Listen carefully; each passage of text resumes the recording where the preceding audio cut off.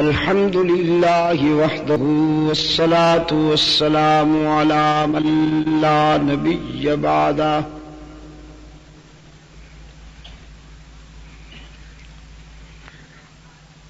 وعلى آله وأصحابه الذين أوفوا عهده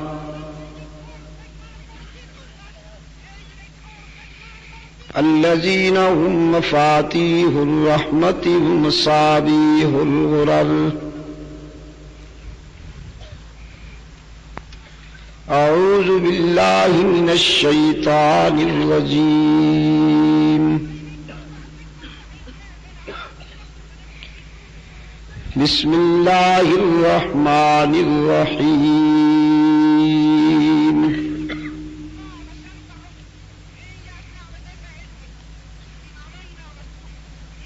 قل أفغير الله تأمروني أعبد أيها الجاهلون.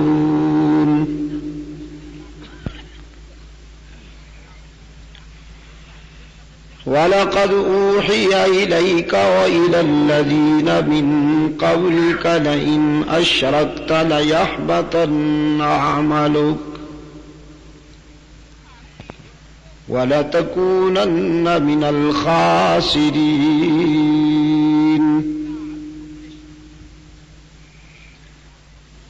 بَلِ اللَّهَ فَاعْبُدْ وَكُن مِّنَ الشَّاكِرِينَ.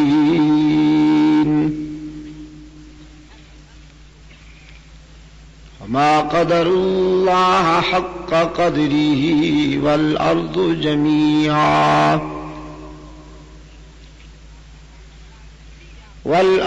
جَمِيعًا قبضته يوم القيامة والسماوات مطويات بيمينه سبحانه وتعالى عما يشركون.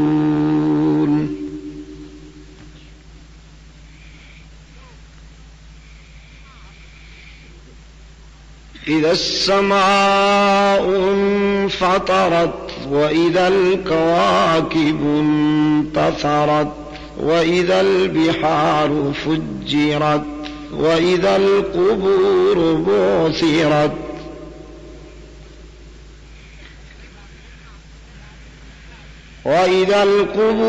بعثرت علمت نفس ما قدمت وأخرت.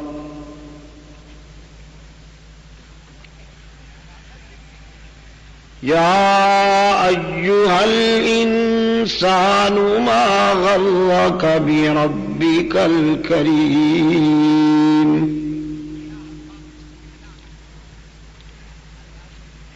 الذي خلقك فسواك فعدلك في أي صورة ما شاء ركبك.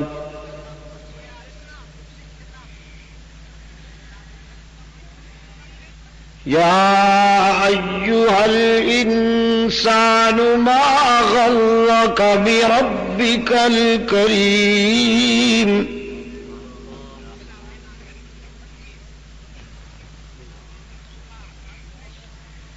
يا أيها الإنسان ما غرك بربك الكريم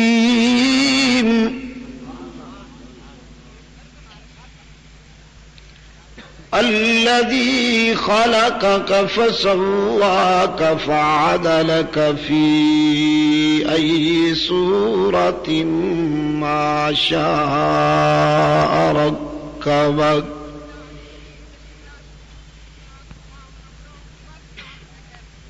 كلا بل تكذبون بالدين وإن عليكم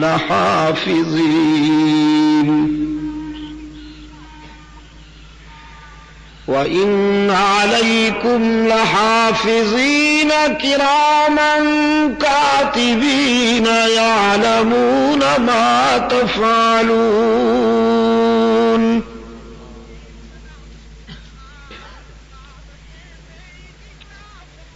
إن الأبرار لفي نعيم وإن الفجار لفي جحيم يصلونها يوم الدين وما هم عنها بغائبين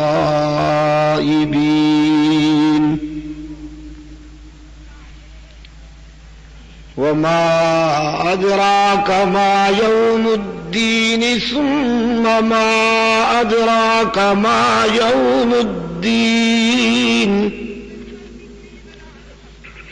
يوم لا تملك نفس لنفس شيئا والأمر يومئذ لله صدق الله مولانا العظيم. وعن معاوية بن أبي سفيان رضي الله تعالى عنهما قال قال رسول الله صلى الله عليه وسلم من يرد الله به خيرا يفقهه في الدين. وصدق رسوله النبي الأمي الكريم ونحن على ذلك لمن الشاهدين والشاكرين والحمد لله رب العالمين.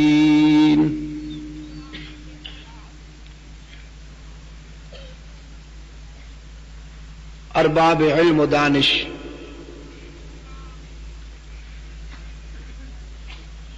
رفقائے جماعت، محترم بزرگوں اور عزیز دوستو،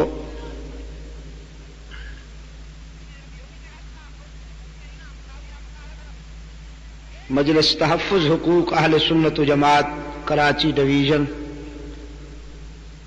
اور سپاہ فاروق اعظم کراچی کے زیر اہتمام یہ توحید و رسالت کانفرنس کا دوسرا اجلاس جو آج 24 اکتوبر 1986 یہاں کراچی میں انعقاد پذیر ہے، ہم اس میں دعوت و تبلیغ کی نسبت سے جمع ہیں۔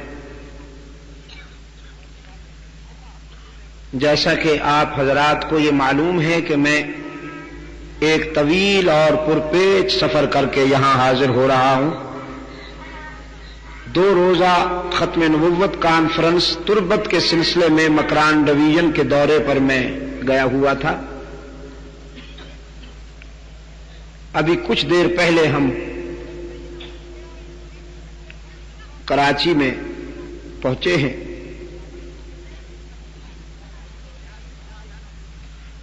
رات بھی بہت دیر تک وہاں تربت میں بیان ہوتا رہا۔ اللہ سلامت رکھے وہاں کے فرزندان اسلام کو۔ انہوں نے جس جوش، انہماک اور پرخلوص ولولہ کے ساتھ اس کانفرنس میں شرکت کی،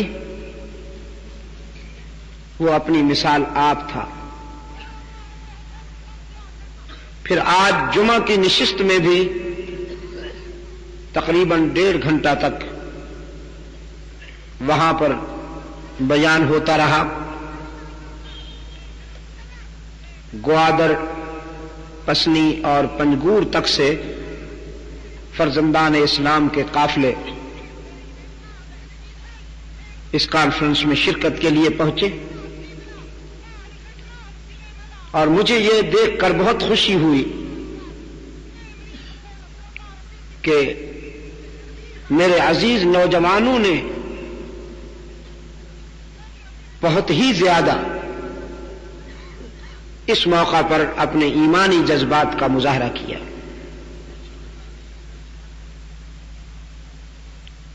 اور اس تاثر کو غلط ثابت کر دیا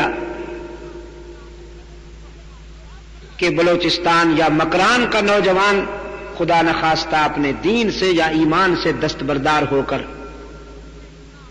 کسی اسلام دشمن طاقت کے حمایت میں جا رہا ہے، ہزاروں کی تعداد میں آج جمعہ کی نشست میں فرزندان اسلام میں، جن میں اکثریت نوجوانوں کی تھی، کھڑے ہو کر انہوں نے میرے ساتھ وعدہ کیا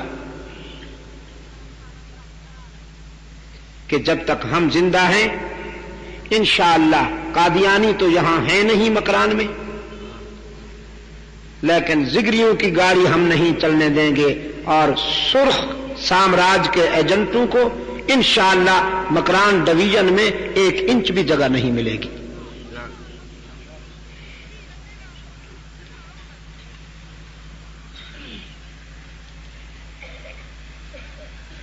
سرخ سامراج کا جب ذکر ہوتا ہے تو سفید سامراج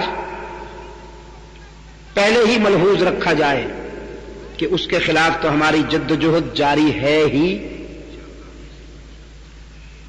کیونکہ ہم 40 سال سے سفید سامراج کے ہاتھوں گھائل ہو رہے ہیں۔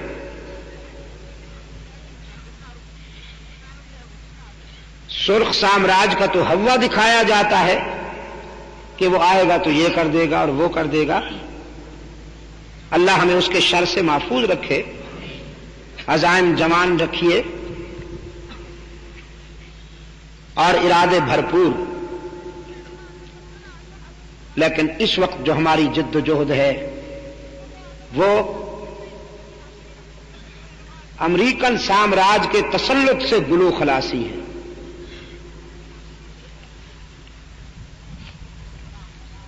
اور اس کے لیے میں نے ان لوگوں کو پرعزم پایا،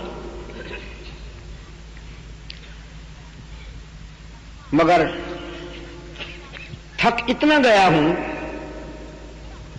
انسانی نقطہ نظر سے، تو میں یقین فرمائیے خود کو اس قابل نہیں سمجھتا تھا کہ میں یہاں پہنچ جاؤں گا اور آپ کے سامنے کھڑا ہو جاؤں گا۔ ہم جب جہاز سے باہر نکلے، پھر جہاز بھی جو وہاں سے تربت سے آتا ہے وہ چلتا کم ہے، کانپتا زیادہ ہے۔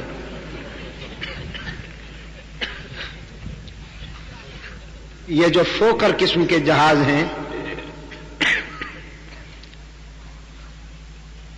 وہ عمر طبی گزار چکے ہیں، اب ہم انہیں بالجبر چلا رہے ہیں۔ ہم تو بڑی نامور قوم ہیں، لوگوں نے جو سوزوکی چھوٹی سی یہ موٹر سائیکل 2 آدمیوں کے لیے بنائی، زیادہ سے زیادہ ہم اس پر 6 آدمی سوار ہوتے ہیں۔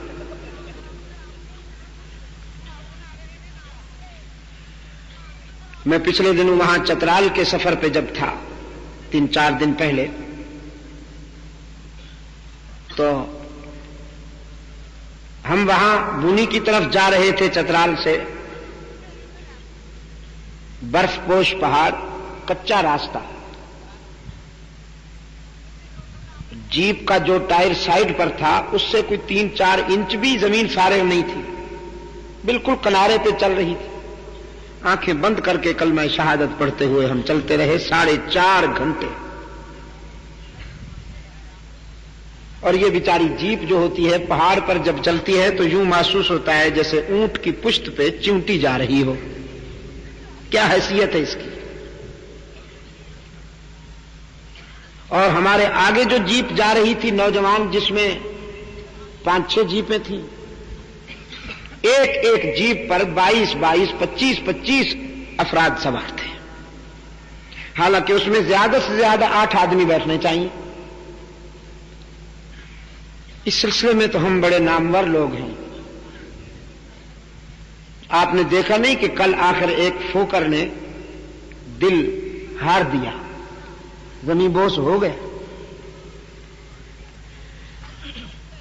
تو یہ جو تربت سے، پسنی سے اور پنجگور سے اور گوادر سے یہ جو جہاز آتے ہیں، یہ سب اسی کیٹیگری کے جہاز ہوتے ہیں، چلتے کم ہیں اور کانپتے زیادہ ہیں۔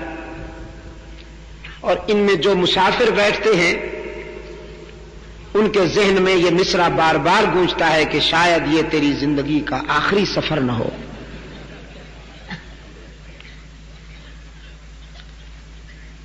تو وہاں وہ بھی آج چھوڑنے کو تیار تو نہیں تھے تربت کے احباب. تو پھر میں نے ان سے کہا بھئی آج رات کا جو پروگرام ہے وہ آپ کے لوگوں نے، ہمارے بلوچ بھائیوں نے ترتیب دیا ہوا ہے، بے شک آپ مجھے روک دیجئے، میں وہاں جا کے اگلے دن کہہ دوں گا کہ انہوں نے نہیں آنے دیا تھا. تو پھر انہوں نے بہت جلدی سے مجھے وہاں سے روانہ کیا. بہرحال آپ بڑے جوش اور انہماک کے ساتھ تشریف لے آئے ہیں. یہ محض دینی پروگرام ہے جس کا ہدف فرزندان اسلام کے عقائد و اعمال کی اصلاح کی جد و جہد ہے. اسی ہدف کے پیش نظر یہ پروگرام ترتیب دیے جاتے ہیں مجلس تحفظ حقوق اہل سنت و جماعت کے زیر اہتمام. اور وہ فتنے کے جو اسلامی عقائد پر یلغار افغن ہیں، ہاں کسی بھی عنوان سے کیوں نہ ہوں، ان فتنوں کا رد کرنا مجلس تحفظ حقوق اہل سنت و جماعت کا اہم ہدف ہے. منکرین ختم نبوت کا رد کرنا، منکرین عظمت صحابہ کا رد کرنا، منکرین عظمت اہل بیت کا رد کرنا، توحید میں شرک کی ملاوٹ کرنے والوں کا رد کرنا، سنتوں میں بدعات کی ملاوٹ کرنے والوں کا رد کرنا، یہ اس جد جہد کا اہم ہدف ہے. میرے عزیز دوستو، توحید و رسالت عنوان دیا گیا ہے اس پروگرام کو، اور میں عرض کیا کرتا ہوں کہ توحید جو ہے یہ تمام انبیاء علیہم الصلاۃ والسلام کا مشترکہ مشن ہے. اگر میں اسے روح کائنات کہوں تو مبالغہ نہ ہوگا. جس طرح کہ انسانی جسم روح کے بغیر زندہ نہیں رہ سکتا، یہ کائنات اللہ کی توحید کے بغیر باقی نہیں رہ سکتی. سرکار دو عالم صلی اللہ علیہ وسلم نے فرمایا، روئے زمین پر جب تک اللہ کی توحید بیان کرنے والے اور اللہ کی توحید کا اقرار کرنے والے باقی ہیں، قیامت واقع نہیں ہوگی.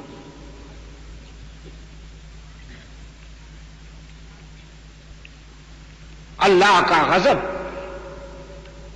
لوٹ جاتا ہے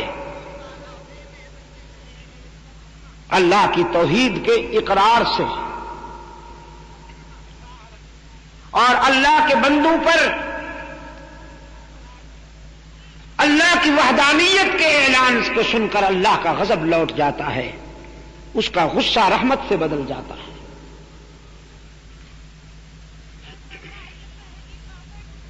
سرکار دو عالم صلی اللہ علیہ وسلم کی سیرت طیبہ کا جلی عنوان ہی یہی ہے. میں دعوت دیتا ہوں آپ کو، اللہ توفیق دے کہ آپ کائنات کے اس سب سے بڑے انسان کی سیرت کا مطالعہ کریں. سرکار دو عالم صلی اللہ علیہ وسلم کی حیات طیبہ کا آپ مطالعہ کریں. جس پہلو سے آپ دیکھیں گے رحمت للعالمین صلی اللہ علیہ وسلم کی زندگی پاکیزہ اور بے داغ نظر آئے گی. آپ کی سماجی زندگی دیکھیں، آپ کی انفرادی زندگی دیکھیے، آپ کی اجتماعی زندگی دیکھیے. آپ بحیثیت معلم، آپ صلی اللہ علیہ وسلم بحیثیت تاجر، آپ صلی اللہ علیہ وسلم بحیثیت ایک انقلابی، آپ صلی اللہ علیہ وسلم بحیثیت ایک مبلغ، آپ صلی اللہ علیہ وسلم بحیثیت ایک شوہر، آپ صلی اللہ علیہ وسلم بحیثیت ایک باپ. جس زاویہ نظر سے آپ دیکھیں گے رحمت عالم صلی اللہ علیہ وسلم کی حیات طیبہ بے داغ نظر آئے گی. بلا مبالغہ عرض کرتا ہوں، اس آسمان کے نیچے اور زمین کے اوپر عبداللہ کے یتیم سے بے داغ انسان کوئی نہیں، سرکار دو عالم صلی اللہ علیہ وسلم سے بڑا انسان کوئی نہیں۔ لیکن پھر لوگوں نے پتھر کیوں مارے؟ آج تو یار لوگ اپنی مقبولیت کا یہ معیار قرار دیتے ہیں کہ صاحب ہمارا تو کوئی بھی مخالف نہیں۔ حضرت صاحب تو اتنی مقبول عام شخصیت ہیں کہ ساری دنیا حضرت صاحب کے قدم چومتی۔ یہ حضرت صاحب کی ساری دنیا اس لیے قدم چومتی ہے کہ حضرت صاحب جو ہیں وہ کتمان حق کرتے ہیں، سب کو خوش رکھتے ہیں۔ با مسلمان اللہ اللہ کرتے ہیں اور باب رحمن رام رام کرتے ہیں، سب کو خوش رکھتے ہیں۔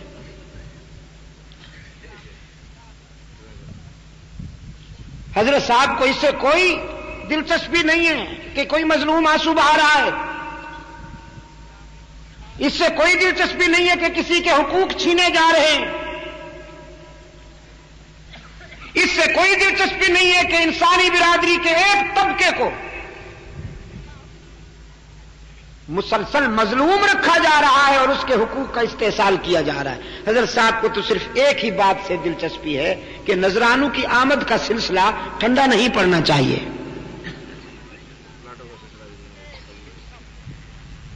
نذرانے آتے رہیں، پلاٹ ملتے رہیں،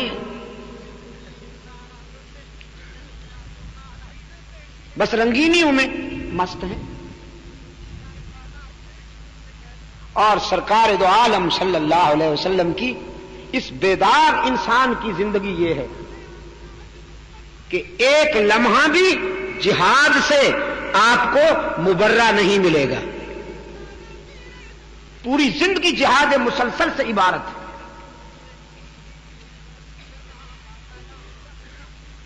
جب ساری دنیا سوتی ہے تو یہ بیدار انسان مظلوموں کی حمایت کے لیے سوچتا رہتا ہے کہ میں کیسے ان کو ظلم کی چکی سے نجات دلاؤں۔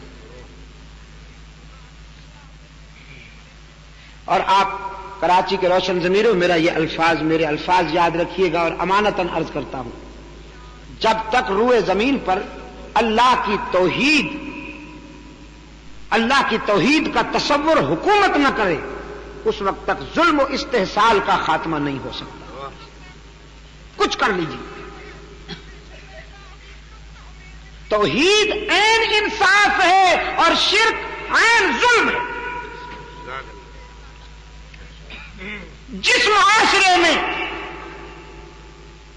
جس سوسائٹی میں، جس ملک میں شرک کے جراثیم موجود رہیں گے، میں دعوے سے کہتا ہوں اس معاشرے، اس سوسائٹی اور اس ملک میں عدل و انصاف کبھی حاکم نہیں بن سکتا۔ عدل و انصاف کبھی اجتماعی صورت اختیار نہیں کر سکتا۔ پہلے شرک کو مٹائیے، توحید کے تصور کو غالب کیجیے، پھر انشاءاللہ آپ کو ہر طرف عدل و انصاف کی حکمرانی نظر آئے گی۔ فاروق اعظم کا نام تو آپ نے سنا ہے، امام عدل و حریت، خلیفہ راشد ثانی سیدنا عمر فاروق، آپ نے رضی اللہ تعالی عنہ کہا ہے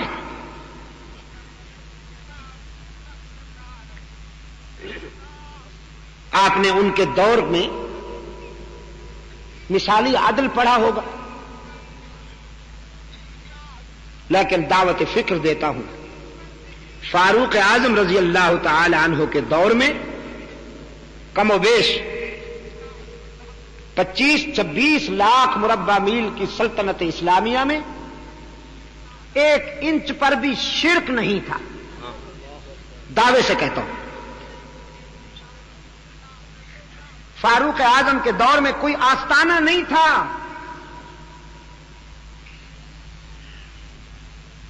مذہب کے نام پر استحصال کرنے والے مجاور نہیں تھے، اور نہ عشق رسول کے ٹائٹل پر لوگوں کی جیبوں سے نذرانے بٹورنے والے فنکار تھے۔ دعوت دیتا ہوں ارباب علم و دانش کو، فاروق اعظم رضی اللہ کے دور میں کوئی ایک بھی آستانہ نہیں تھا اور نہ کسی اللہ کے پیارے بندے کی قبر کو سجدہ گاہ بنایا گیا تھا.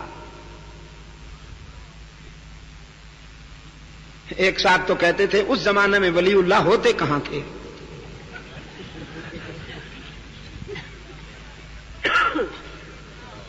ولی اللہ تو بعد میں پیدا ہوئے.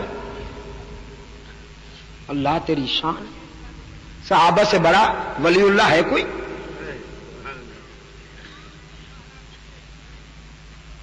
اسلامی عقائد کا جن حضرات نے مطالعہ کیا ہے وہ جانتے ہیں کہ ایک ولی نہیں، 1,00,000 نہیں، 1 کروڑ بھی نہیں، 1 ارب بھی نہیں، کائنات پر جتنے اولیاء کرام ہیں ایک صحابی کی عظمت کا مقابلہ نہیں کر سکتے جس نے بحالت ایمان رسول کا چہرہ دیکھا. نعرہ تکبیر، صحابہ. ہاں، یہ کوئی معمولی اعزاز ہے؟ جس نے بحالت ایمان اللہ کے رسول کا چہرہ دیکھا اور ایمان پر جس کا خاتمہ ہوا، اس ایک صحابی کی عظمت کا مقابلہ روئے زمین پر جتنے بھی اولیاء ہیں نہیں کر سکتے. ابو بکر، ابو بکر، عمر، عمر، عمر، عمر. سید عبد القادر گیلانی محبوب سبحانی رحمت اللہ تعالی علیہ فرمایا کرتے تھے کبھی کبھی صحابہ کرام نے جن گھوڑوں پہ بیٹھ کر جہاد کیا اور گھوڑے دوڑنے کی وجہ سے جو غبار اڑ کر ان کے ناک میں بیٹھ گیا ہے، عبد القادر جیسے کئی اس غبار کا بھی مقابلہ نہیں کر سکتے.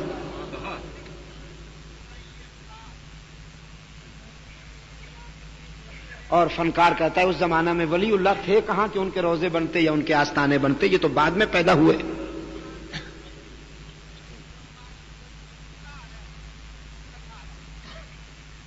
میرے عزیز دوستو، لشکر تھے، لشکر اولیاء کرام کے، لشکر تھے اولیاء کرام کے، لیکن وہ دور وہ تھا کہ جو رسول کے دور سے قرب کی سعادت رکھتا تھا. اس میں اللہ کے پیارے بندوں سے محبت کی جاتی تھی، ان کے نام کو ایکسپلائٹ نہیں کیا جاتا تھا. ان کی قبروں کو دیکھ کر عبرت حاصل کی جاتی تھی کہ جب اتنے بڑے لوگ نہیں رہے تو ہم کہاں رہیں گے. موت یاد آتی تھی. آج اللہ کے بندے کو پہلے سے ہی وقت سے پہلے مارنے کی کوشش کی جاتی ہے، اس لیے کہ جب یہ مرے گا تو پھر اس کا مزار بنائیں گے اور پھر مال بٹوریں گے، مال آئے گا.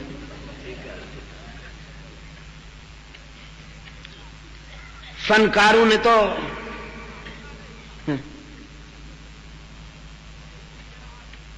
میں وہاں سوات ہم جب جا رہے تھے ہزارہ ڈویژن سے گزرتے ہم نے دیکھا کہ ایک وہ اس پر درخت پر بہت ساری جھنڈیاں لگی ہوئی ہیں.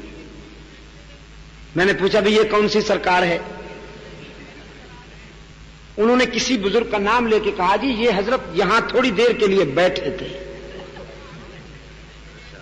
بس بیٹھے جو تھے تو جھنڈیاں لگ گئی اور یار لوگوں نے وہاں پر دکان سجا لی. حضرت صاحب یہاں بیٹھے تھے، حضرت صاحب لہذا نذرانہ کاٹو، ٹیکس ادا کرتے جاؤ. وہاں سے جو بس گزرے، جو ٹرک گزرے، جو ویگن گزرے، جو پک اپ گزرے، وہ مجاور آگے کھڑے ہو جاتے ہیں. کارٹون بنے ہوئے کمبخت، شلوار ایک رنگ کی، کرتا دوسرے رنگ کا، ٹوپی تیسرے رنگ کی، کارٹون، مستقل کارٹون. اور بسوں والوں سے، ویگنوں والوں سے اس انداز میں نذرانہ مانگتے ہیں یا وہ کچھ مانگتے ہیں جیسے باپ دادے کا قرضہ وصول کر رہے ہیں. اور اگر کوئی بیچارہ ڈرائیور صحیح العقیدہ ہو اور وہ ان کو نہ دے تو کہتے ہیں تیرا ایکسیڈنٹ ہوگا تو پھر پتہ چلے گا. ان کو ساری دنیا میں جو ایکسیڈنٹ ہو رہے ہیں وہ ساری تمہاری نگاہ غضب کا نتیجہ ہے. میں یہ بات آپ کی خدمت میں اس لیے عرض کر رہا ہوں عزیز دوستوں کہ فاروق اعظم رضی اللہ تعالیٰ عنہ کے دور کا عدل آپ نے سنا ہوگا، خوشحالی آپ نے سنی ہوگی. اعلان ہوا کرتا تھا سلطنت اسلامیہ میں کہ اگر کسی نے زکات لینی ہو تو آ جائے، بیت المال میں وافر زکات موجود ہے۔ یہ 25 لاکھ مربع میل آپ کو اندازہ ہے کہ کتنا ہوتا ہے؟ غیر منقسم ہندوستان،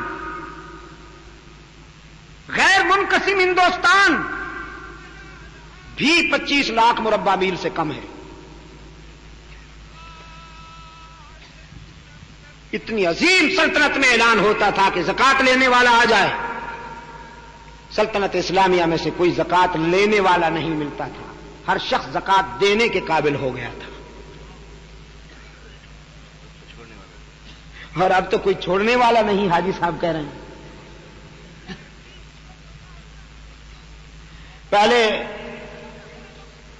علماء کرام کو یہ کہا جاتا تھا کہ صاحب یہ زکات لینے میں تلے بیٹھے ہیں، لیکن اب تو بڑے بڑے وڈیرے بھی زکات لینے میں ماشاءاللہ زکات کمیٹی کے چیئرمین بن گئے اور رخ موڑ لیا، بس اور کیا۔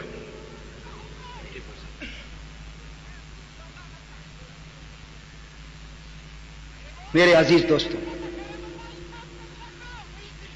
کیوں ہوا یہ خوشحالی کا آغاز؟ سرکار دو عالم صلی اللہ علیہ وسلم نے جس تصور کی بنیاد رکھی، آپ صلی اللہ علیہ وسلم کے رضاکاروں نے اور شاگردوں نے اسی تصور کو آرگنائز کیا، اللہ کی توحید کو پھیلایا اور یہاں تک پھیلایا۔ فاروق اعظم رضی اللہ تعالی عنہ کے حزم و احتیاط کا یہ عالم ہے کہ انہیں پتہ چلا کہ اللہ کے رسول صلی اللہ علیہ وسلم نے مکہ مکرمہ کے قریب جس درخت کے سائے میں بیعت رضوان لی تھی، لوگ اس درخت کی زیارت کے لیے آ رہے ہیں۔ فاروق اعظم رضی اللہ تعالی عنہ نے کلہاڑا لیا اور اس درخت کے پاس پہنچ گئے، فرمانے لگے پیار تو مجھے بھی ہے تجھ سے، مجھے بھی پیار ہے تجھ سے، اس لیے کہ وہ زمانہ میں بھولا نہیں ہوں، وہ لمحے آج بھی آنکھوں کے سامنے ہیں جب ہم اپنے قائد کے ساتھ تیری ٹھنڈی چھاؤں کے نیچے بیٹھے تھے، اور بھائی عثمان کی شہادت کی خبر نے ہر دل کو تڑپا دیا تھا۔ رحمت عالم صلی اللہ علیہ وسلم نے ہم سے بیعت لی تھی اور پھر تیرے ہی ٹھنڈی چھاؤں میں بیٹھے تھے کہ عرش بری سے اللہ کی طرف سے رضوان کی سندیں آئی تھی۔ مجھے یاد ہے وہ ذرا ذرا، لیکن جانتے ہو آج تجھے میں کاٹنے کے لیے آیا ہوں، اس لیے کہ میں نے سنا ہے لوگ تیری زیارت کے لیے آنا شروع ہو گئے ہیں، یہ کہیں سلسلہ آگے نہ بڑھے، کہیں تیری ٹہنیوں پہ جھنڈیاں نہ لہرانے لگیں، اور زیارت کے لیے آنے والے کہیں تیرا سجدہ نہ شروع کر دیں۔ اللہ کے رسول نے جس معاشرے کو یکجائی بنایا تھا، کہیں وہ پھر ہر جائی پن کی طرف نہ چلا جائے۔ تو بہت پیارا ہے مجھے، تو بہت عزیز ہے مجھے، لیکن انسان کی جبین سے زیادہ عزیز نہیں ہے۔ کہیں انسان کی جبین تیرے سامنے پھر جھکنے نہ پائے۔ کاٹ دیا اس درخت کو۔ آپ کا کیا خیال ہے؟ اچھا کیا؟ ڈھیلا جواب ہے، دیکھا آپ نے؟ ڈھیلا جواب ہے۔ اجمی ہوئے نا، آخر اجمی ہوئے نا، پھر کراچی ہوا، پھر ہاں۔ آپ کا کیا خیال ہے عزیز دوستو، میرے عزیز نوجوانوں؟ اچھا کیا نا؟ ہاں۔ اور یہ 2 ٹکے کے فتویٰ باز اگر اس دور میں ہوتے، فاروق اعظم پر پتہ نہیں کتنا بڑا فتویٰ لگ جاتا، اتنا بڑا وہابی، توبہ توبہ۔ اس درخت کو کاٹ دیا جس درخت کے نیچے حضور پاک بیٹھے تھے بادشاہ، یہ تو وہابی ہے، وہابی اللہ امام ہویا۔ فتویٰ لگتا کہ نہ لگتا؟ لیکن اصحاب رسول جو ہیں صلی اللہ علیہ وسلم، یہ اپنے قائد کی تعلیمات کا عملی نمونہ ہے، عملی نمونہ ہے اپنے آقا کی تعلیمات کا۔ جو آقا نے انہیں سمجھایا وہی انہوں نے کر کے دکھایا۔ دعوے سے کہتا ہوں، دعوے سے، فنکاروں سے کہو ذرا کوئی ثبوت تو لاؤ کہ کسی ایک صحابی نے کسی بزرگ کی قبر کو ذریعہ معاش بنایا ہو۔ اور اب پوری وزارت بنتی ہے اسی سلسلے کے لیے. چن چن کر یتیم اکٹھے کیے جاتے ہیں اور انہیں اوقاف کا وزیر بنایا جاتا ہے.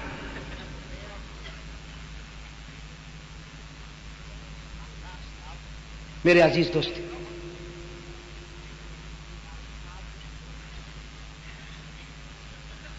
خود سرکار دو عالم صلی اللہ علیہ وسلم کے والد گرامی حضرت عبداللہ، آپ صلی اللہ علیہ وسلم نے ان کے قبر پر جھنڈیاں نہیں لہرائیں. اپنے دادا حضرت ابراہیم علیہ السلام کی قبر پر جھنڈیاں نہیں لہرائی ہیں رحمت عالم صلی اللہ علیہ وسلم نے، بلکہ ان کے خلاف جہاد کیا جنہوں نے اللہ کے پیارے بندوں کے نام سے آستانے بنا رکھے تھے. یہ مکہ والے جو ہیں، کیا خیال ہے آپ کا کراچی والوں، یہ اللہ کو نہیں مانتے تھے؟ مکہ والے اللہ کو مانتے تھے، دین ابراہیمی کے نام لیوا تھے. دین ابراہیمی کے نام لیوا تھے. اپنے بچوں پر اللہ کے نام کی نسبت سے نام رکھتے تھے. رحمت عالم صلی اللہ علیہ وسلم کے والد گرامی کا کیا نام ہے؟ حضرت عبداللہ. یہ زمانہ اسلام سے پہلے رکھا گیا تھا یا اسلام تو سرکار دو عالم صلی اللہ علیہ وسلم کی حیات طیبہ جب 40 سال کو پہنچی تو پھر اس موقف کا اعلان ہوا. یہ تو والد کا نام ہے، حضور کے والد کا نام ہے عبداللہ. اللہ کو مانتے تھے نا مکہ والے، اللہ کو مانتے تھے، بیت اللہ کا طواف کرتے تھے.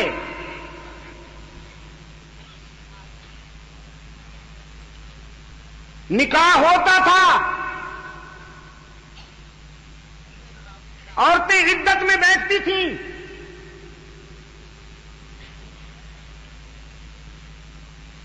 لیکن لات، منات، عزا اور حبل، یہ جو انہوں نے، یہ تو وہ آستانے ہیں کہ جو نمایاں ہیں. چھوٹے موٹے اور بھی بہت ہیں،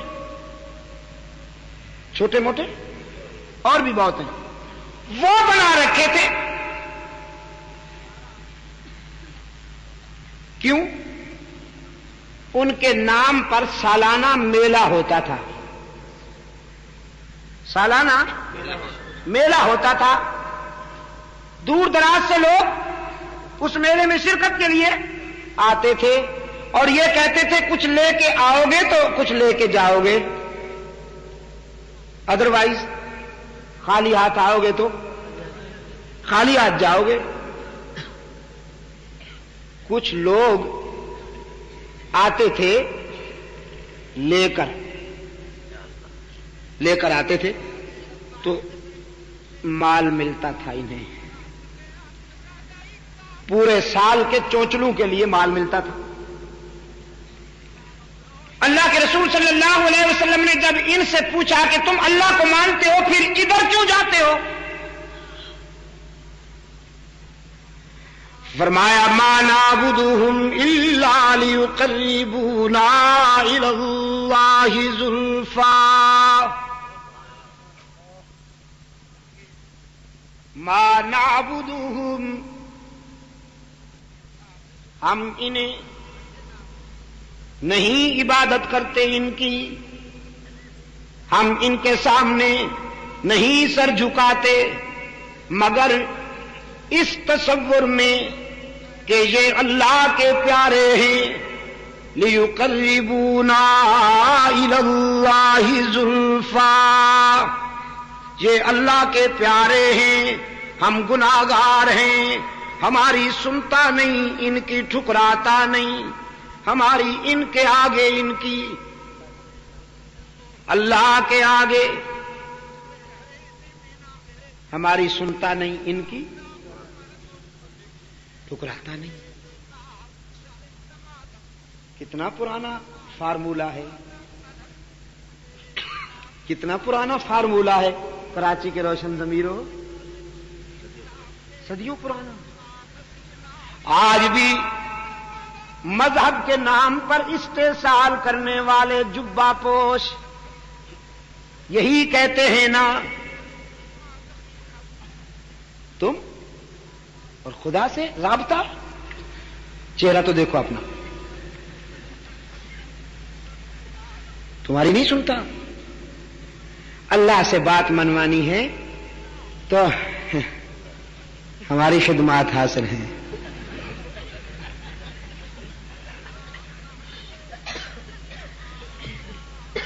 بزرگوں کو خوش کیا کرو، بزرگوں کو.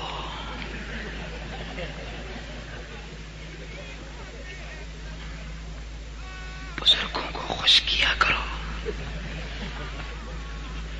تمہاری سنتا نہیں اور ان کی ٹھکراتا نہیں. رحمت للعالمین صلی اللہ علیہ وسلم جو موقف لائے،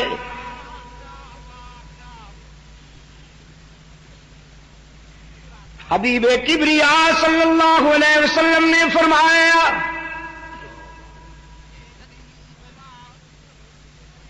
تم کہتے ہو ہماری سنتا نہیں، اور میں یہ بتانے آیا ہوں، یقین دلانے آیا ہوں کہ جب کوئی اپنی آرزو اور اپنی تمنا اس کے حضور پیش کرتا ہے وہ سنتا بھی ہے، مانتا بھی ہے.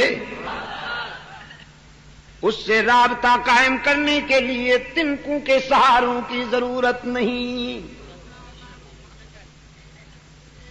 وہ عابدین شب زندہ دار کی بھی سنتا ہے، گناہگاروں کو بھی مایوس نہیں کرتا.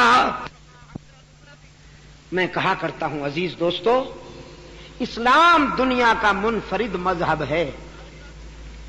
صرف اسلام دنیا کا منفرد مذہب ہے جو انسان کو کسی حال میں مایوس نہیں کرتا، خودکشی نہیں کرنے دیتا.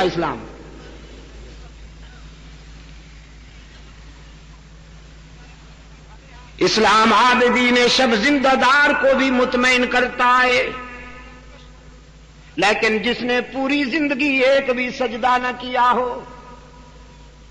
جس کے نامہ اعمال میں کوئی خوبی نہ ہو، کی ساری زندگی ٹھوکروں میں گزر چکی ہو، اسلام اسے بھی مایوس نہیں کرتا، شفقت اور پیار کے لہجے میں پکارتا ہے حق تعالی کی بارگاہ رحمت کی طرف. ادعونی استجب لکم قال ربکم ادعونی استجب لکم ان الذین یستکبرون عن عبادتی سیدخلون جہنم داخرین. ادھر ادھر کہاں بھٹکتے ہو؟ اپنے رب کے در پہ آؤ، اس کی رحمت تمہارا انتظار کر رہی ہے. لیکن ہم گناہگار جو ہیں، ہمارا سٹائل دوسرا، ہماری زندگی اور اس کے در پہ دامن پھیلانے کے لیے تو مخصوص انداز چاہیے ہوگا.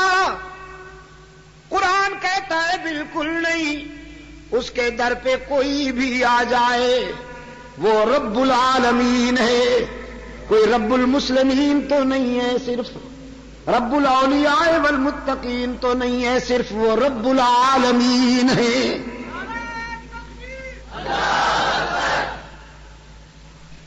خطا کاروں کو بھی پکارتا ہے کہ باز آ ہر آنچ ہستی باز آ، گر کافرو گبرو بت پرستی باز آ. ای درگہ ماں درگہ نومیدی نیست، صد بار اگر تو بشکستی باز آ. او خطا کار، اگر 100 مرتبہ توبہ کر کے توڑ دی ہے نبھا نہیں سکا تو مایوس ہونے کی کوئی بات نہیں. لا تقنطوا من رحمت اللہ، وہ بڑے وسیع ظرف والا ہے. تو اپنی خطاؤں کی طرف دیکھ کر مایوس نہ ہو، اس کی رحمت کی وسعت پہ نگاہ کر. 100 مرتبہ توبہ کر کے توڑ دی، نبھا نہیں سکا تو ایک بار پھر اس کے در پہ آ کے دیکھ، جبین نیاز جھکا کے دیکھ، طلب کا دامن پھیلا کے دیکھ، ندامت کے اشک بہا کے دیکھ، اس کے لطف و کرم کو آزما کے دیکھ. تیرے آنے میں دیر ہے، اس کے راضی ہونے میں دیر نہیں ہوگی. سرکار دو عالم صلی اللہ علیہ وسلم نے یہی پیغام دیا مکہ والوں کو. تم کہتے ہو گناہگاروں کی سنتا نہیں، اور میں یقین دلانے آیا ہوں کہ وہ اپنے بندوں کو مایوس کرتا نہیں. ہاں، ایک طبقہ ہے بد نصیب جس کے لیے اس نے واضح کر دیا کہ اسے معاف نہیں کروں گا. ایک طبقہ، اور وہ کون ہے؟ مشرک. گناہ معاف ہو جائیں گے، شرک معاف نہیں ہوگا، اس لیے کہ گناہ بھول ہے، گناہ بھول ہے، اور شرک غداری اور بغاوت ہے.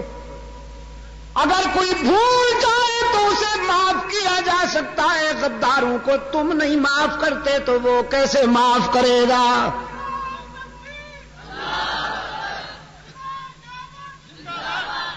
خاتون خانہ اگر سالن میں نمک زیادہ ڈال دے تو معاف ہو سکتا ہے کہ نہیں؟ توبہ، آہستہ آہستہ جواب دیا. توبہ توبہ توبہ. آپ کے بچوں کی خدمت کرتی ہے وہ بیچاری، سارا دن کچن میں رہتی ہے. آپ دوستوں کے ساتھ گپیں ہانکتے ہیں اور وہ بیچاری دھوئیں میں، آگ میں، کچن میں آپ کے گھر کی خدمت کرتی ہے. اگر نمک زیادہ پڑ گیا ہے تو معاف کرنے کو جی نہیں چاہتا؟ اتنا آہستہ جواب دیا. کر دیں گے، سوچیں گے. توبہ توبہ توبہ توبہ. اور راز کی بات کہہ دوں، کھانا پکانے کی ذمہ داری اس پر نہیں ہے. اسلام دین فطرت ہے، استحصال کی کوئی گنجائش نہیں. آپ کی زندگی کے ساتھ جو خاتون رفاقت کرتی ہے نکاح کے بندھن میں آ کر، اسلام نے اس کو پابند نہیں کیا کہ تو نے کھانا بھی پکانا ہے. اگر وہ کہے کہ طبیعت ٹھیک نہیں اور میں کھانا نہیں بنا سکتی، آپ مجبور نہیں کر سکتے. اسلام کہتا ہے خادمہ کا انتظام کیجیے. یہاں تک کہ اسلام کسی عورت کو اس کے لیے بھی مجبور نہیں کرتا کہ وہ آپ کے بچے کو دودھ پلائے. جی ہاں، اگر وہ کہے کہ میں نہیں پلاتی ہوں تو آپ مجبور نہیں کر سکتے. یہ تو اس کا احسان سمجھیے کہ وہ بیچاری صبح سے شام تک آپ کے کچن کو آباد کرتی ہے. اور ذرا نمک زیادہ پڑ گیا اور عبد المجید ندیم شاہ صاحب نے پوچھ لیا، ہاں سوچیں گے، آہستہ آہستہ جواب دیتے ہیں. نمک زیادہ پڑ جائے معاف ہو سکتا ہے کہ نہیں ہو سکتا؟ جزاکم اللہ، شکر گزار ہوں. مرچیں زیادہ پڑ جائیں معاف ہو سکتا ہے نا؟ ہو سکتا ہے، ہو سکتا ہے. آپ کا نیا کوٹ استری کرتے ہوئے جلا ڈالے، معاف ہو سکتا ہے کہ نہیں؟ ہو سکتا ہے. انسان جو ہوا غلطی ہو سکتی ہے نا. ہو سکتی ہے. انسان جو ہوا. اچھا کبھی کبھی غلطیوں کا بڑا عجیب نتیجہ نکلتا ہے.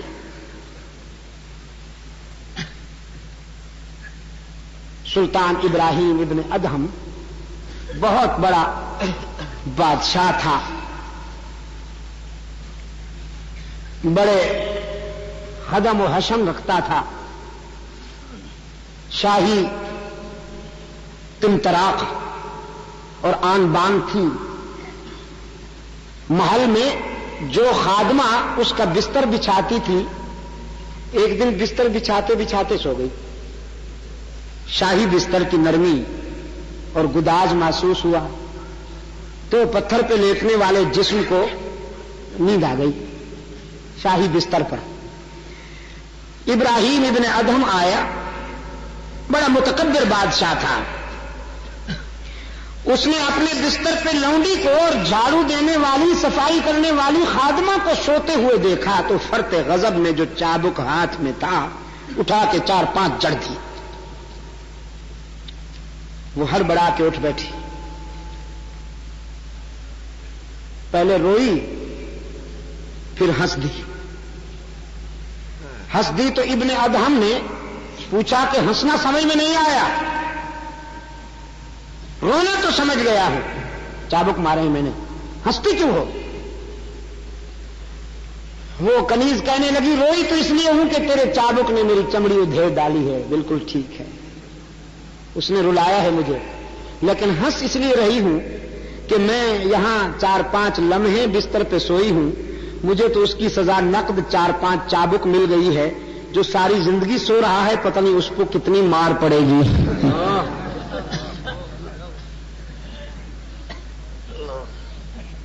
یہ وہ موڑ تھا کہ جب وہ متکبر بادشاہ اللہ کی عبادت و رسول کی اطاعت کے سفر پہ روانہ ہوا. اللہ کہا اور گر گیا. لگا نا جھٹکا.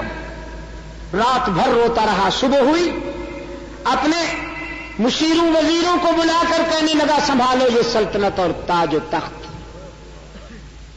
مجھے تو لونڈی کی بات سے زندگی کی حقیقت سمجھ میں آ گئی کہ ہم تو شراب میں اور دھوکے میں جی رہے ہیں، اب بقیہ زندگی اس کو راضی کرنے میں گزاروں گا.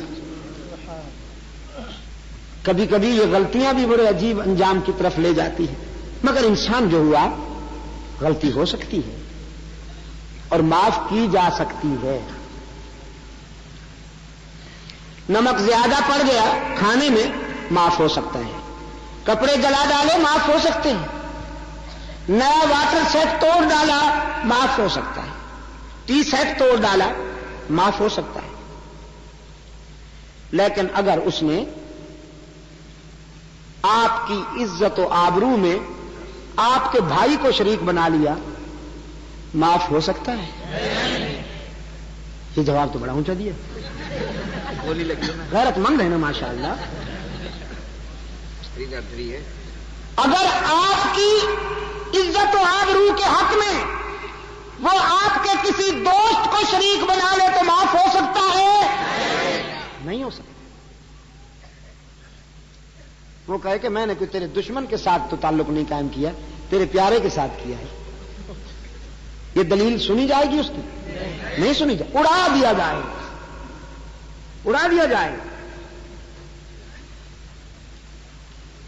حق تعالی نے بھی فرمایا خطائیں معاف کر دوں گا، لیکن معبود میں ہوں، مسجود میں ہوں. کسی اور کو سجدہ کیا تو میرے غضب سے نہیں بچ پاؤ گے. ہر جگہ موجود میں ہوں، کسی اور کو ہر جگہ موجود مانا تو میرے غضب سے نہیں بچ پاؤ گے. اللہ الغیوب میں ہوں، میرے بندوں میں سے چاہے کوئی میرا پیارا ہی کیوں نہ ہو، اگر اس کو تم نے اللہ الغیوب مانا تو میرے غضب سے نہیں بچ پاؤ گے. کارساز و دستگیر میں ہوں، اگر میرے بندوں میں سے کسی کو تم نے دستگیر و کارساز بنایا تو میرے غضب سے نہیں بچ پاؤ. فرمایا ان اللہ لا یغفر ان یشرک بہ وَيَغْفِرُ مَا دُونَ ذَلِكَ لِمَن يَشَاءُ إِنَّ اللَّهَ لَا يَغْفِرُ أَن يُشْرَكَ بِهِ، حرف تاکید کے ساتھ بالیقین اللہ مشرک کو کبھی معاف نہیں کرے گا کہ یہ اس کی غیرت کا معاملہ ہے، چاہے وہ مشرک پیغمبر کا باپ ہی کیوں نہ ہو، چاہے وہ مشرک نبی کا بیٹا ہی کیوں نہ ہو۔ نبی کا بیٹا اور نبی بھی وہ جس نے کم و بیش 950 سال اللہ کی توحید بیان کی ہے، کانٹوں پہ چل کر، 11ویں کھا کر نہیں، پتھر کھا کر، مال کھا کر نہیں، مار کھا کر اللہ کی توحید بیان کی۔ کتنا عرصہ؟ جی 9 مہینے نہیں، نہ 9 ہفتے، نہ 9 سال، 950 سال، 950 سال۔ اور پھر صرف مسجد میں بیٹھ کر نہیں، گلیوں میں جا کر، صحراؤں میں جا کر، میدانوں میں جا کر قرآن کہتا ہے ربی انی دعوت قومی لیلا ونہارا فلم یزدہم دعائی الا فرارا۔ میرے رب، میں نے دعوت و تبلیغ کے سفر میں دن رات ایک کر دی، میں راتوں کے اندھیرے میں بھی ان کے پاس پہنچا، دن کے سویرے میں بھی ان کے پاس پہنچا، خلوص و انہماک کے ساتھ میں نے تیرا پیغام پہنچایا، لیکن ان کی شقاوت کا کیا علاج کروں، ان کی شقاوت بڑھتی جا رہی ہے۔ اب میرا خیال یہ ہے کہ آپریشن ضروری ہے۔ بعض بیماریاں اس سے ٹیبلٹ سے، مکسچر سے ٹھیک نہیں ہوتی نا، جو عضو زیادہ خراب ہو جائے پھر اسے ناسور کو تو کاٹنا پڑتا ہے نا، ناسور کو کاٹنا پڑتا ہے، وہ جسم میں پیدا ہو جائے یا قوم میں، اس کو کاٹنا پڑتا ہے۔ الہ العالمین یہ ناسور بن گئی ہے بیماری، آپریشن ہو جائے، آپریشن کا پروگرام بنا، رب العالمین نے فرمایا سیلاب بھیج رہا ہوں عذاب بنا کر، جو پانی ضروریات زندگی میں سب سے زیادہ اہم ہے ہوا کے بعد، وہی پانی موت کا پیغام بن کر آ رہا ہے۔ ہلاکت سیلاب کی صورت میں آ پہنچی، بیٹا ہلاک ہونے والوں میں شامل ہے۔ درد دل کے ساتھ پہلے بیٹے کو دعوت دی، یا بنیا ارکب معنا ولا تکن مع الکافرین، لخت جگر آجا میرے سفینے پر، بدبختوں کا حامی نہ بن۔ لیکن عزیز دوستو، جب شقاوت عروج پہ ہو تو پیغمبر کی دعوت بھی دل میں نہیں اثر کرتی۔ بیٹے نے صاف انکار کر دیا، یہ کہتے ہوئے ساوی الی جبل یعصمنی من الماء، آپ سیلاب کی دھمکی دیتے ہیں، ہم پہاڑ کی چوٹیوں پہ چڑھ جائیں گے، وہاں تو سیلاب نہیں پہنچ سکتا۔ اللہ کے روشن ضمیر پیغمبر نے فرمایا لا عاصم اليوم من امر اللہ الا من رحم، آج جو سیلاب آ رہا ہے وہ نشیب سے زیادہ فراز پہ پہنچے گا، پستیوں سے پہلے بلندیوں پہ پہنچے گا۔ نجات کا راستہ صرف ایک ہے کہ غداری چھوڑ، شرک کا راستہ چھوڑ دے، موحد بن جا. ادھر سے اصرار جاری، ادھر سے انکار جاری. قرآن کہتا ہے وحال بینہما الموج فکان من المغرقین. ایک موج ہلاکت کا پیغام بن کر آئی اور پیغمبر کے بیٹے کو اپنی آغوش میں لے لیا. کنعان ڈوبتا ہے. حضرت نوح علیہ السلام کی پدری شفقت میں ہلچل مچ گئی. قرآن کہتا ہے نادى نوح ربه قال رب ان ابني من اهلي وان وعدك الحق وانت احكم الحاكمين. انتہائی عاجزی، رقت اور تواضع کے ساتھ التجا کرتے ہیں میرے معبود تو نے وعدہ کیا تھا کہ میری اہل میں سے کسی کو ہلاک نہیں کرے گا، تو بیٹا ہلاک ہو رہا ہے. تو احکم الحاکمین ہے. یہ کیا دیکھ رہا ہوں؟ رب العالمین کی طرف سے نقد جواب آیا یا نوح انہ لیس من اہلک انہ عمل غیر صالح فلا تسألنی ما لیس لک به علم انی اعظک ان تکون من الجاہلین. میرے پیغمبر کنعان تیرا بیٹا تو ہے لیکن تیری اہل میں سے نہیں، اس لیے کہ نبیوں کی نسل خون اور نطفے کی بنیاد پر نہیں چلا کرتی، عقیدے اور کردار کی بنیاد پر چلتی ہے.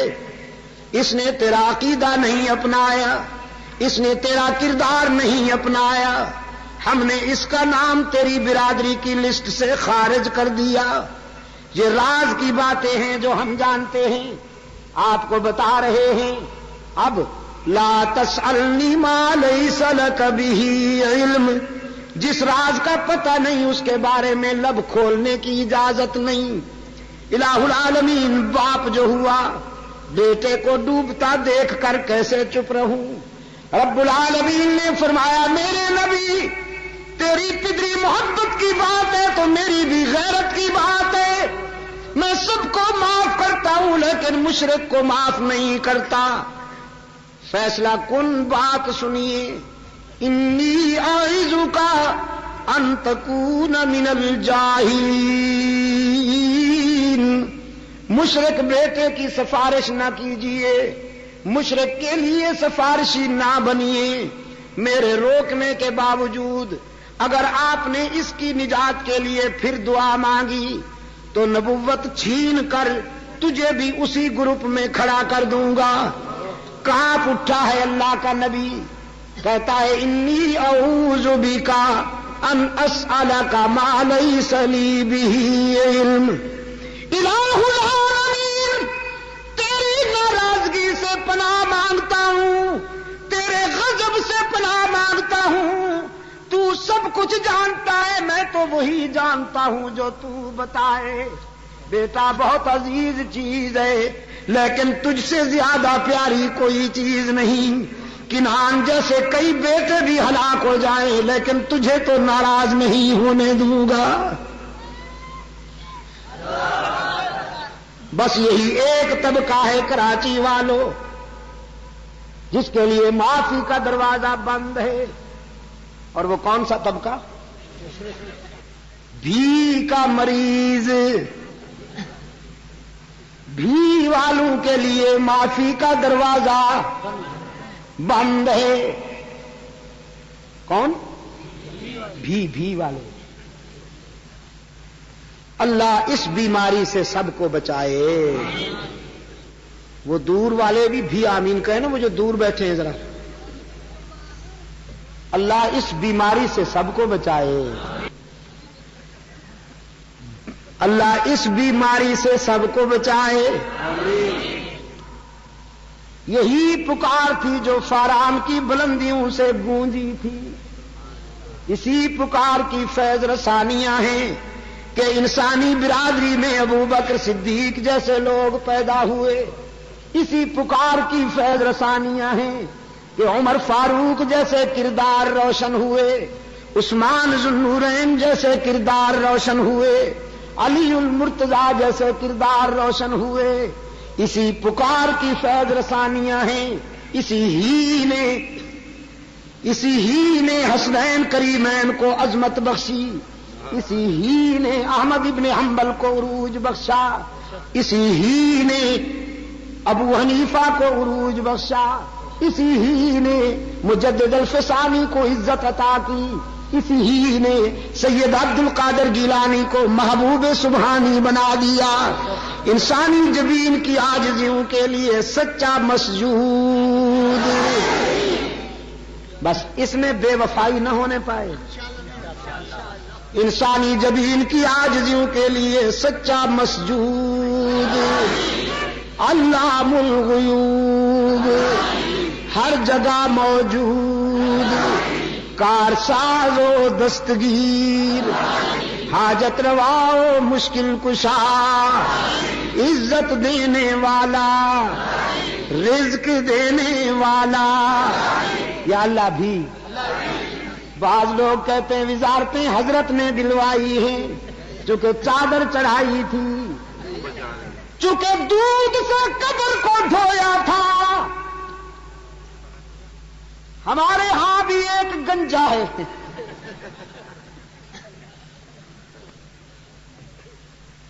اس کا بیان آیا تھا پنجاب کے اخبارات میں، میں تو بڑا گناہگار ہوں، بس مجھے جو کچھ بھی ملا ہے حضرت داتا گنج بخش کے کرم سے ملا۔ اب کھسک رہی ہے کرسی، کھسک رہی ہے نیچے سے، بہت سے جا چکے، باقی جو ہیں تیار بیٹھے ہیں، سب کچھ اسی کے اختیار میں ہے۔ دوستو ملازمت ہم کرتے ہیں، رزق کون دیتا ہے؟ تجارت ہم کرتے ہیں، رزق کون دیتا ہے؟ زراعت ہم کرتے ہیں، رزق کون دیتا ہے؟ محنت ہم کرتے ہیں، رزق دینے والا کون؟ بس اس عہد کو پورا کیجیے، باقی سب کچھ معاف ہو سکتا ہے۔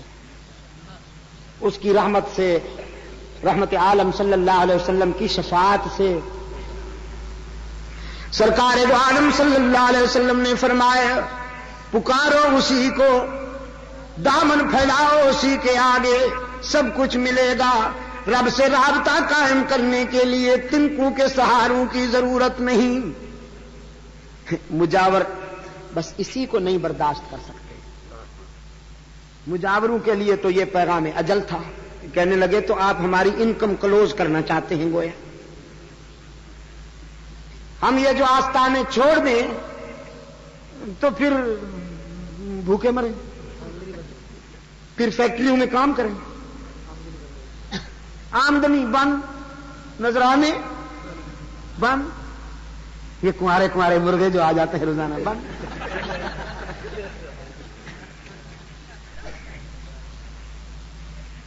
کمپرومائزنگ کے لیے فارمولا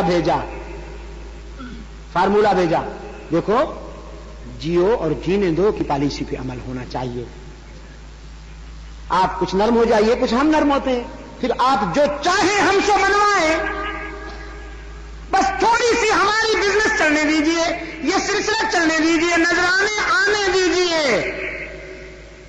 اب ساتا ہے، جمعراتا ہے، 40واں ہے، کوئی مرے صحیح، حضرت صاحب کی انکم شروع۔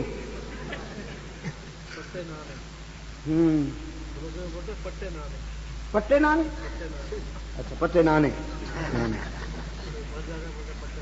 جی، یہ نہیں جانے دیتا کسی کو جنت میں اس وقت تک جب تک کہ آپ میدہ نہ بھر دیں اس کا۔ حضرت صاحب نہیں جانے دیتے کسی کو جنت میں، پہلے کہتے ہیں تیجے کی تیاری کرو، پھر کہتے ہیں ساتا بناؤ، جمعراتا بناؤ، 40واں بناؤ، جب تک 40ویں تک بات پہنچتی ہے محلے میں کوئی اور مر جاتا ہے، پھر سلسلہ شروع۔ اس کو کہتے ہیں تیجے کی تیاری کرو، ساتا بناؤ، 40واں بناؤ، اور جب تک وہ 40واں آتا ہے پھر کوئی اور محلے میں۔ حضرت کا ایور گرین بزنس وداؤٹ لاس. جس بیچارے کا کوئی مر جاتا ہے حضرت صاحب اسی کی جیب کاٹتے ہیں. یا اللہ یا اللہ. حالانکہ اسلام کہتا ہے ہمدردی میں اس کے گھر 3 دن تک کھانا پہنچاؤ، اس لیے کہ وہ تو غمزدہ ہے، اس کا والد فوت ہو گیا، اس کا چچا فوت ہو گیا، اس کا بھائی فوت ہو گیا، وہ تو غمزدہ ہے. تو محلے والوں کو چاہیے کہ ازراہ اخوت، ازراہ انسانی ہمدردی اس کے گھر میں کھانا پہنچائیں. حضرت صاحب کہتے ہیں سب سے زیادہ غمزدہ میں آپ ہوں. بس مجھے ہی سب کچھ پہنچاؤ. یہی تو ہے اس کا رنگیلا دین جو صرف یہاں اس نے بنا رکھا ہے. عرب میں نہیں ہے نا یہ باتیں. سعودی عربیہ میں اللہ آپ کو لے جائے دیکھنا ذرا، نہ جھنڈی ملے گی، نہ آستانہ ملے گا، نہ لمب زلفہ مجاور نظر آئے گا کوئی، ہاں نہ کچھ نہیں.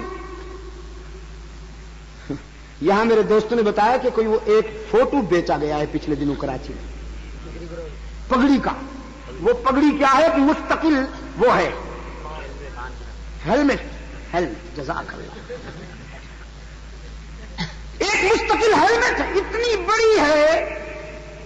سرکار دو عالم صلی اللہ علیہ وسلم کی دستار مبارک کے متعلق جو تصور آیا ہے سیرت طیبہ میں، حضور کی حیات طیبہ کے مطالعے میں، وہ نفیس ہوا کرتی تھی بابو، پورا تھان نہیں ہوا کرتا تھا، وہ نفیس پگڑی ہوا کرتی. اب وہاں یار لوگوں نے مال بٹورنے کے لیے بنا رکھا ہے. ادھر لاہور میں انہوں نے وہ رکھے ہوئے ہیں. پہلے تو یہ کہ 1400 سال تک کوئی کپڑا باقی کیسے رہے؟ 1400 سال تک کوئی کپڑا. بمبئی میں پچھلے دنوں میں گیا ہوا تھا، وہاں دوستوں نے بتایا کہ منہ مبارک کے نام سے ایک گھرانے میں اعلان ہوا حضور کا منہ مبارک ہمارے ہاں ہے، جس نے زیارت کرنی ہے وہ آ جائے. لوگ بیچارے سادہ لوگ عقیدت کے مارے، ہاں جی حضور اکرم صلی اللہ علیہ وسلم سے والہانہ عشق تو ہے لوگوں کو. اب دوڑے تو راستے میں انہوں نے جہاں سے انہوں نے گزرنا تھا ایک بہت بڑا صندوق رکھ دیا کہ جس نے جانا ہے اس میں وہ اصل جو ہدف ہے، اصل ٹارگٹ ہے وہ اس میں ڈال کے جائے، پھر منہ مبارک کی زیارت کرے. اندر انہوں نے شیشے میں کچھ وہ بند کر رکھا تھا، ایک یوں ہی کچھ صاف نظر بھی نہیں آتا تھا. تو دوستوں نے بتایا ایک صندوق بھر گئی مال سے، وہ ہٹائی گئی، دوسری رکھی گئی، وہ بھر گئی، وہ ہٹائی گئی، تیسری رکھی گئی. صندوقیں ختم ہو گئی تو پھر کہا کہ بس تم یوں ہی ڈالتے جاؤ، ہم سنبھال لیں گے، کوئی بات نہیں، ہم سنبھال لیں گے. منہ مبارک کے ٹائٹل پر، منہ مبارک کے نام پر یہ استحصال ہوا. مجھ سے کسی نے پوچھا حضرت آپ کا کیا خیال ہے اس سلسلے میں؟ میں نے کہا اگر آپ حضور سے محبت کرتے ہیں تو حضور کی سب سے بڑی نشانی قرآن کریم ہے. اس سے بڑھ کر حضور اکرم صلی اللہ علیہ وسلم کی بڑی نشانی ہو سکتی ہے کوئی؟ کراچی والوں بتاؤ تو صحیح. قرآن سے بڑھ کر رحمت عالم صلی اللہ علیہ وسلم کی کوئی نشانی ہو سکتی ہے ہمارے پاس؟ تو قرآن سے بیر اور یہ مختلف چیزیں بنا کر ان کے ذریعے مال کمانے کا جنون. قرآن کے قریب آئے تو قرآن تو پھر توحید بتاتا ہے، الحمد سے لے کر والناس تک. قرآن تو موحد بناتا ہے اور قرآن سے بن نہیں آئی، نہ قرآن والوں سے بن آئی. سعودی عرب والوں کے ناراض ہیں، دھمکیاں دیتے ہم یہ کر دیں گے اور وہ کر دیں گے. ہم نے یہاں پر یہ مطالبہ کیا کہ قادیانیوں کے نام نہاد ربوہ کو اوپن سٹی قرار دیا جائے. یہ مطالبہ ہے نا ہمارا، تھا اور ہے اور رہے گا جب تک کہ یہ مطالبہ پورا نہیں ہوتا. ربوہ قرآن کریم میں اس مقام کو کہا گیا ہے جہاں حضرت عیسیٰ و مریم علیہ السلام کو اللہ نے عافیت بخشی تھی. وَآوَيْنَاهُمَا إِلَىٰ رَبْوَةٍ ذَاتِ قَرَارٍ وَمَعِينٍ. انہوں نے اپنے اس کا نام کیا رکھ دیا؟ اپنے شرارت گڑھ کا نام، شرارت گڑھ کا نام کیا رکھ دیا؟ ربوہ. برعکس نہند نام زنگی کافور، وضو شیف فی غیر محلہ ہی. شرارت گاڑے نام ربوا. جیسے کوئی آنکھوں سے اندھا ہو اور نام رکھ دو مسٹر چراغ صاحب, چراغ الدین صاحب. نماز ایک نہ پڑھتا ہو, نام رکھ دو معراج دین. پورے محلے کے بچوں کو کچا چبا جانے کا ذوق رکھتا ہو, ظالم ہو پرلے درجے کا, نام رکھ دو کرم دین. کوئی کرم دین بیٹھے تو ناراض نہ ہو جائے, میں ایک بات کر رہا ہوں. وہ شرارتوں کا عالمی مرکز جس طرح کے اسرائیل کا تل ابیب ہے, اسی طرح پر برصغیر میں قادیانیوں کا یہ مرکز ہے, جہاں عالم اسلام کے خلاف عالمی سازشیں تیار ہوتی ہیں, مسلمانوں کے سیاسی انہدام کے لیے, انحطاط کے لیے پروگرام ترتیب دیے جاتے ہیں. کہاں اسے ربوا کہا جا سکتا ہے؟ وہ تو کفر گڑھ ہے, شرارت گڑھ ہے, لعنت گڑھ ہے. جہاں قادیانی رہتے ہیں وہاں اللہ کی لعنت برستی ہے یا رحمت برستی ہے؟ وہاں لعنت برستی ہے. لیکن نام کیا رکھا ہے اس کا؟ ہم نے کہا اس کو کھلا شہر قرار دو. انہوں نے کراس ڈیمانڈ کی, ہمارا کیس کمزور کرنے کے لیے کراس ڈیمانڈ کی کہ مکہ مدینہ کو کھلا شہر قرار دو. آپ اس ڈیمانڈ کے زہریلے مضمرات پر غور کر سکتے ہیں. بھائی ہم نے اس لیے کہا کہ ربوے کو کھلا شہر قرار دو کہ وہاں عالم اسلام کے خلاف شرارتیں ہوتی ہیں, وہاں مرتد رہتے ہیں. کھلا شہر قرار دو اسے تاکہ ان کی سازشیں بے نقاب ہو جائیں. لیکن انہوں نے کہا مکہ اور مدینہ کو کھلا شہر قرار دو. میں آپ سے پوچھتا ہوں, مکہ اور مدینہ میں الیاذ باللہ ثم الیاذ باللہ نقل کفر نباشد سازشیں تیار ہوتی ہیں, یا مکہ اور مدینہ سے پوری دنیا انسانیت کے لیے رحمتیں بھیجی جاتی ہیں؟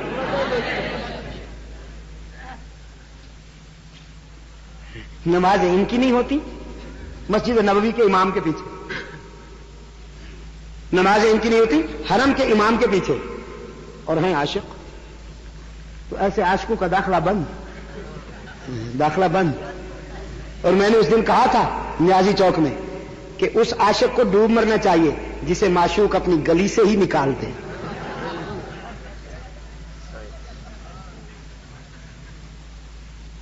میرے عزیز دوستو, دھمکی دی سرکار دو عالم صلی اللہ علیہ وسلم کو مجاوروں نے کہ یا تو آپ ہمارا یہ بزنس چلنے دیجیے, ادروائز ہم آپ کو نقصان پہنچائیں گے, چلنے نہیں دیں گے, بائیکاٹ کریں گے, ہم آپ کو جینے نہیں دیں گے, اور اگر آپ ہماری بات مان لیں جو آپ چاہیں گے وہی کریں گے.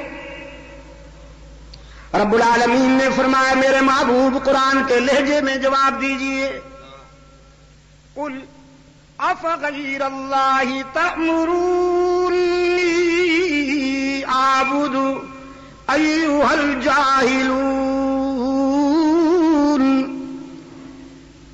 جہالت کے بیماروں, مجھ سے تم نے یہ توقع کیسے کر لی کہ میں اللہ کے ساتھ کسی کو شریک گوارا کر لوں,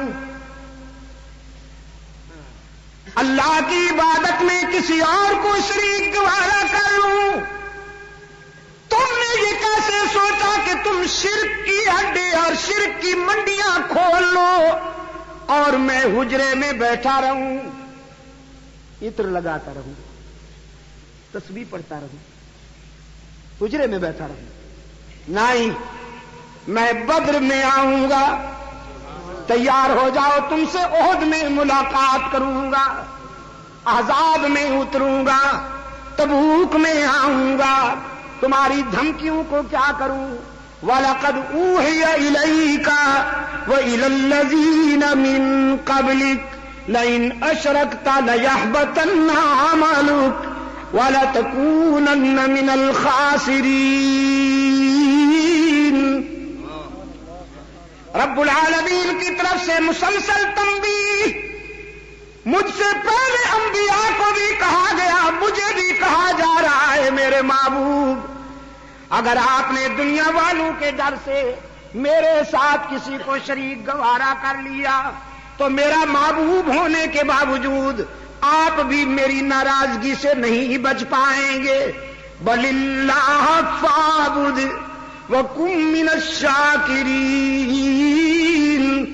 یہ بگڑتے ہیں تو بگڑنے دیجئے, یہ لڑتے ہیں تو لڑنے دیجئے, جو کچھ کر سکتے ہیں کرنے دیجئے, آپ وفا کیجئے میں جزا دوں گا. عبادت میں میرے ساتھ کسی کو شریک نہ بنائیے, وفا کیجئے. سرکار دو عالم صلی اللہ علیہ وسلم نے مکہ والوں کو صاف صاف کہہ دیا, سارے صدمے اٹھاؤں گا, ساری مصیبتیں برداشت کروں گا, تم کانٹے بچھاؤ گے تو پاؤں زخمی کروا لوں گا, تم پتھر برساؤ گے تو لہولہان ہونا گوارا کر لوں گا, لیکن مانتا ہوں اور منواؤں گا انسانی جبین کی عاجزیوں کے لیے حقیقی مسجود. یہ ہے میرے آقا کا پیغام, میرے آقا کا یہ پیغام ہے. اللہ نے توفیق دی ہے شاہ ولی اللہ قافلے کے رضاکاروں کو, اللہ سلامت رکھے اس قافلے کو, اللہ ان رضاکاروں کی قدم قدم پہ نصرت فرمائے. آج پوری دنیا میں اللہ نے کام لیا.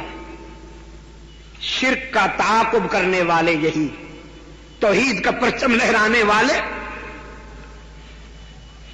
تحفظ ناموس صحابہ کے لیے دن رات محنت کرنے والے یہی, تحفظ ختم نبوت کے لیے اپنی زندگیاں وقف کرنے والے یہی.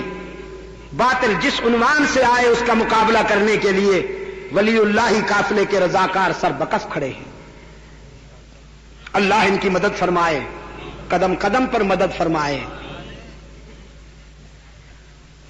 رائے ون میں انشاءاللہ عالمی اجتماع ہو رہا ہے 7, 8, 9 نومبر کو.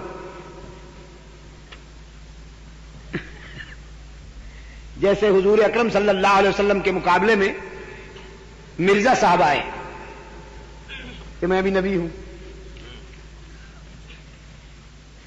مرزا صاحب کو شوق ہوا کہ مجھے بھی نبی مانو, تو حضرت مولانا محمد الیاس رحمت اللہ علیہ کے کام کے مقابلے میں شوق ہوا.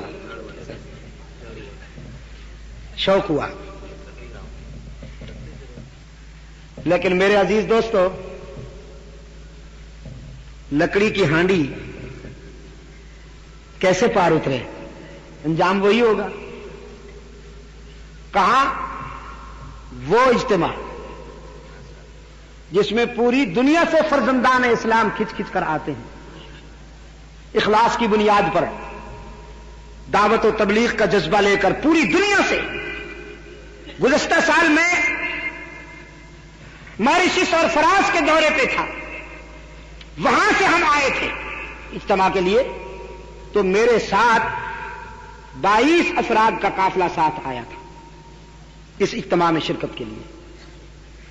فرانس سے وایا ماریشس اور بمبئی, پوری دنیا سے اللہ کے فضل و کرم کے ساتھ وہاں فرزندان اسلام جمع ہوتے ہیں اور عالم اسلام کی سربلندی کے لیے دعائیں مانگتے ہیں. میرے عزیز دوستو, اجالوں کا یہ سلسلہ قائم رہنا چاہیے. شرک و بدعات کا تعاقب جاری رہنا چاہیے. شرک کے بیماروں کو توحید کا انجیکشن ہونا چاہیے کہ نہیں ہونا چاہیے, اور دشمنان صحابہ کو بھی راہ راست پر لانے کی کوشش جاری رہنی چاہیے. اس کے لیے مجلس تحفظ حقوق اہل سنت و جماعت کی سرپرستی کیجیے, ہمارے قافلے میں شریک ہو جائیے. سپاہ فاروق اعظم میں آ کر اپنی جوانیاں فاروق اعظم اور صحابہ کرام کی عزت و ناموس کی حفاظت کے لیے وقف کر دیجیے. آج میں نے تربت میں بھی کچھ جوانیاں مانگی تھیں کہ مجھے ایسے جوان چاہیے جو اپنا شباب اللہ کی توحید, رحمت عالم صلی اللہ علیہ وسلم کی سیرت, صحابہ کی عزت و ناموس, حضور کی ختم نبوت, اہل بیت کی عظمت کے تحفظ کے لیے اپنا شباب وقف کر دیں. میں ایسے جوان ڈھونڈتا ہوں. تو ہزاروں کی تعداد میں وہ نوجوان کھڑے ہو گئے اور انہوں نے وعدہ کیا کہ آج کے بعد